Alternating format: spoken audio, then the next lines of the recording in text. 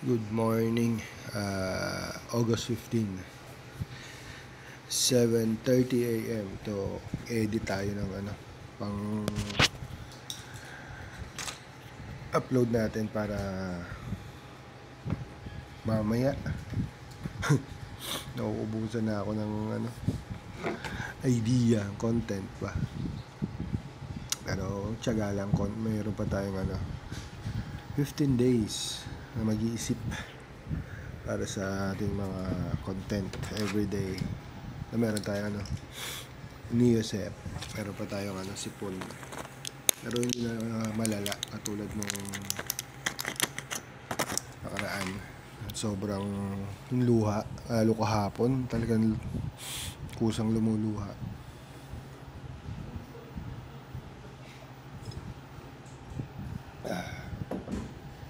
So edit muna, tapos isip tayo ng anong may content natin ngayon. Hindi, magluluto tayo ng sinigang na hipon. Baka hindi nyo pa kayang, mga hindi pa marunong magluto ng sinigang na hipon dyan, pinakamadali. Kita tayo, mamimili lang tayo ng may nagbigay kasi ng hipon kahapon ba o nung isang araw, yung daddy ko, binigyan kami. Bumili siya tapos binigyan kami. Yun ulamin natin mamaya. Lulutuin pala muna. Tapos ano pa ba? Yan. Mamimili lang tayo ng gulay. Konting gulay lang kasi halos ako lang kumakain ng gulay. Kangkong lang kinakain ng mga anak ko. Hindi naman sila kumakain ng labanos. Ano ba to? Okra. Ako lang kumakain nun eh. So yun, mamaya magluluto tayo.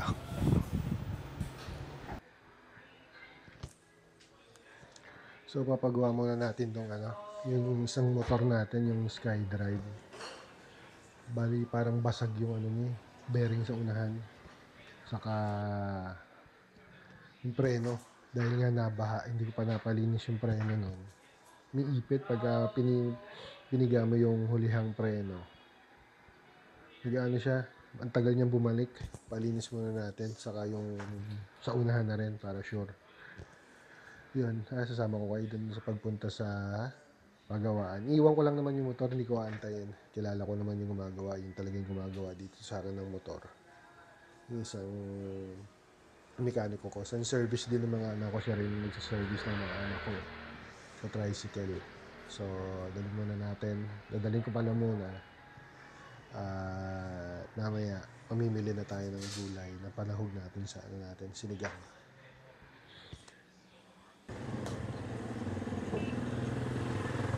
Iniwan na lang natin yung motor, wala pa yung gagawa. Kaya naman natin yung yung sa lotohan, iniwan natin yung susi para doon na lang kukunin yung gagawa. Ba? Gulay! Yan tayo bibili ng gulay, mobile gulay. Diba? Apo nyo ba yan? Wala, alam na gulay. Oh. Sama kita sa vlog. Kamatis lang, sili. Magkano sili tayo? 10. 3.10. Apat na. Lalo na. Tatlo lang, sabi mo 3.10 lang. Apat na, naiya ko sa iyo. Hindi, okay lang. Saka Mas malaki? na Ayun, malaki puti. sibuyas pa yata ako eh.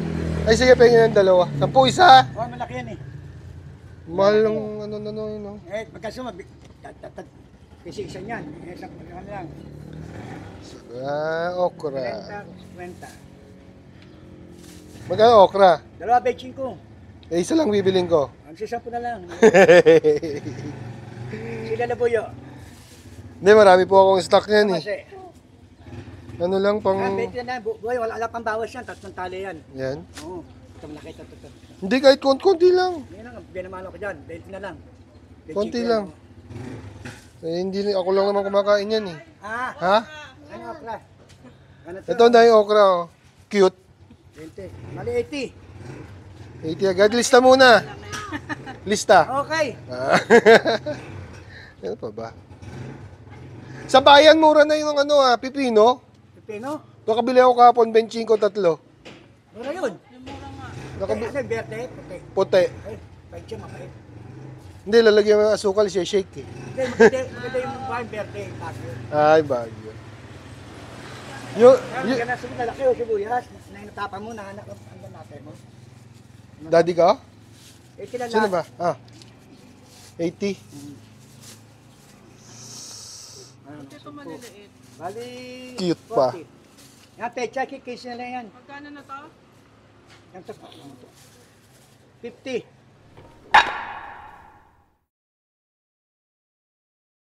So, pag-gisigang na tayo ng hipon.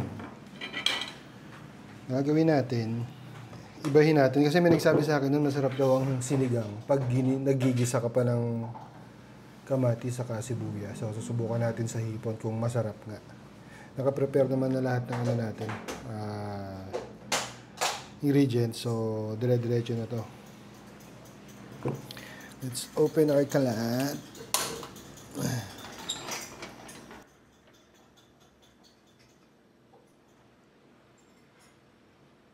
Initin lang natin itong kawali natin.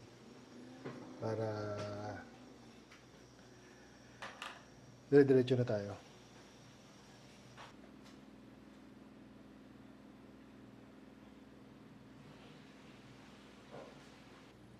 So, gisa na tayo. Tignan natin kung ano magiging lasa nito. Olive oil lang gamitin natin para ano. Hindi ka, may mantika man siya. Olive oil naman.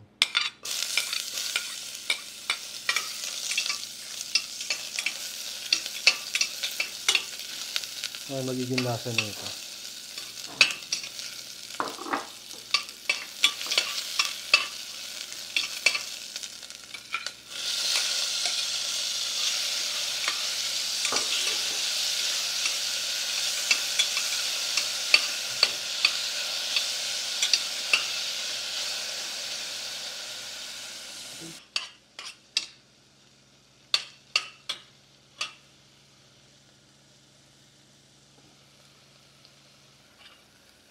Lagyan na rin natin siya ng patis.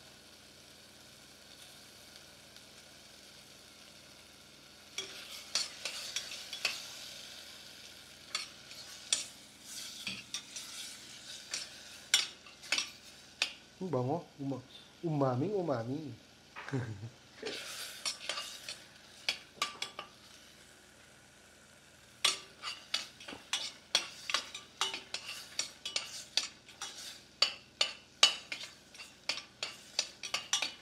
So, lagyan natin muna siya ng tubig para pakukuloy natin saka natin ilalagay ang hipon.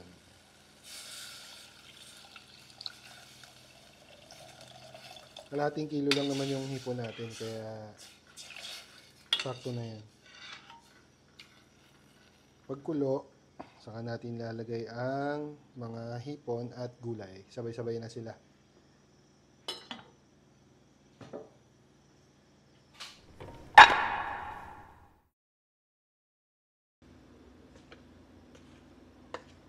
Gagawa si Mrs. ng ano, tinapay, tawag doon, alsa. Papaalsa na siya ng ano, para meron kaming tinapay. Para mamaya after office, mabibig siya na.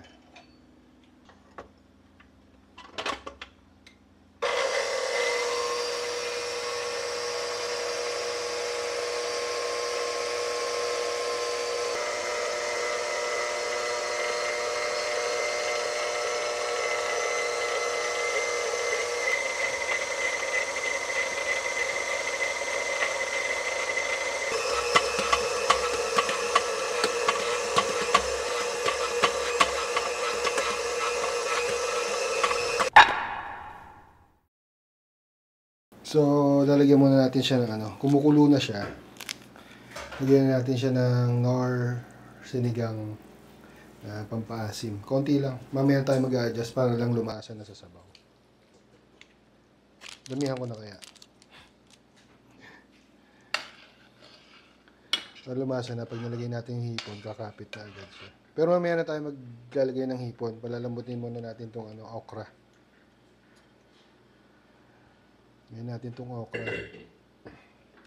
Na malambot na siya. Kasi saglit lang yung hipon eh. Mabilis lang maluto ang hipon. Lagyan na rin natin itong sili. Siling green. Ganyan lang kasimple. Tignan lang natin kung ano lasa dahil yun nga. Ngayon ko lang ginawa yung naggisa ng sibuyas at kamatis. Usually lang, kulo. Lahat pinakukuluan lang. Kamatis, sibuyas, tubig, pakukuluan. Pag okay na, lagay ng hipon. So ito first time. Takpan mo na, pakuloyin mo na, palabutin mo natin yung okra at sili.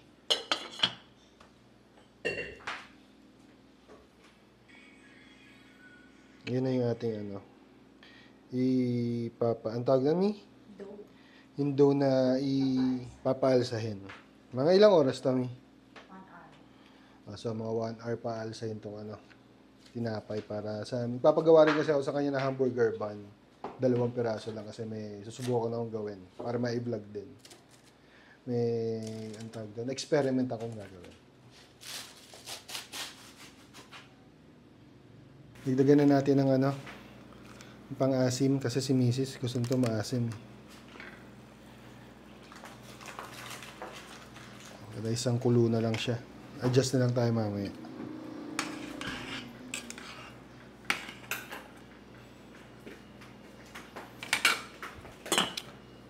So after na kumulo na siya, after saglit lang pakulo nito mga 5 minutes, kumukulo na siya. Nalagay na natin ang hipon. Lagyan natin itong hipon.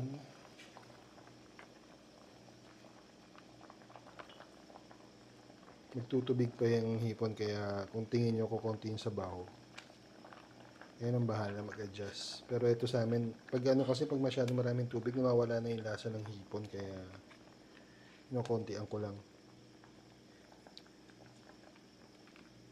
Saka yung hipon nga, magtutubig pa yan.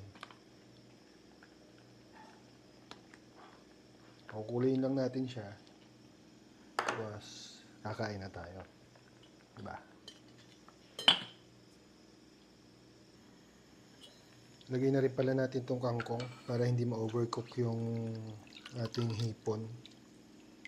Sabay na sila maluto.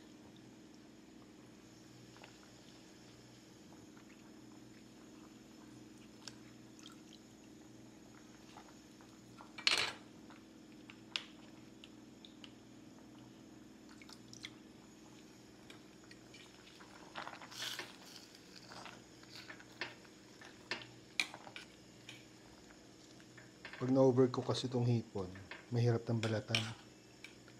Umidikit ang balat sa laman. So, isang kulo lang siya. Usually, isang kulo lang. Siguro mga 3 to 5 minutes lang. Goods na.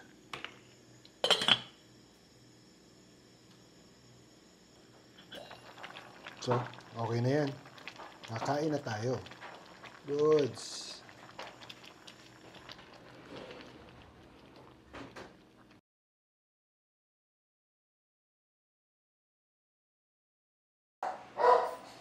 So, kakain na tayo. Kasama natin si Mrs. Yan. Kain na, Mi. Siyempre, dapat may patis, may sili. Kain. Kain tayo. Ay, sorry, natakpan. Kain tayo. Tikman muna pala natin. Hindi pa natitikman. Natikman ko naman, pero sobrang asim. Ngayon si Mrs. gusto ito maasim talaga. Ay, sakto lang. Sa akin, sakto. Kay Mrs. parang kulang pa yung asim nito. Kita nyo ba yung hipon? Yan yung hipon. Kung gaano kalaki yung hipon. Yung kutsara.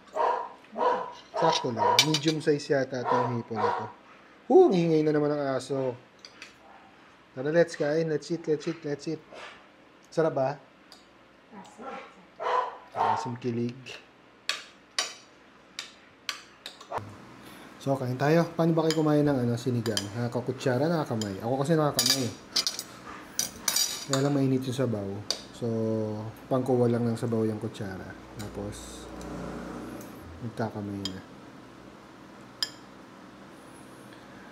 Kain mo tayong okra at kangkong. Ma. Mainit pa to eh. Ano kakamayin to? Patis na maraming sili. Sakto lang okra, hindi ganong lamog. Hindi ganong lamog sa pagkakakulo. Masarap talaga ito, nakakamay. Diba? Ganyan, no?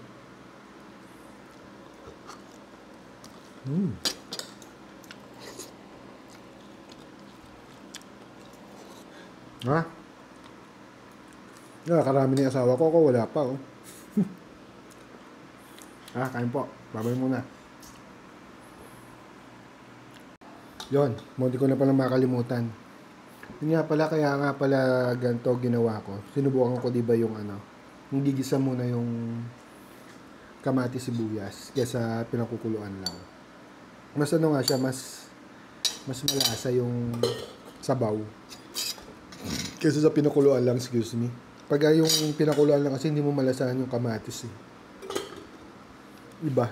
Mas masarap talaga tong ginigisa nga. Hop. Malinggit na po kayo. Kain.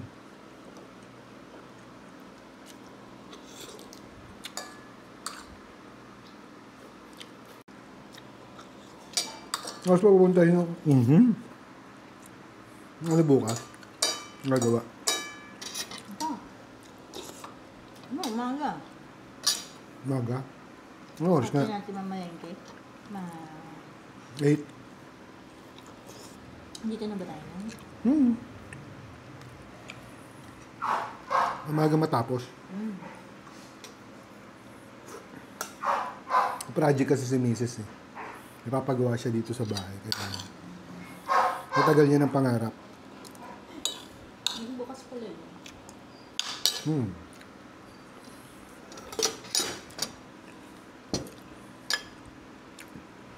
So, dapat may kabit na bukas. Hindi ka makakain. Hindi ka makakain. Hindi ko makakalayas eh.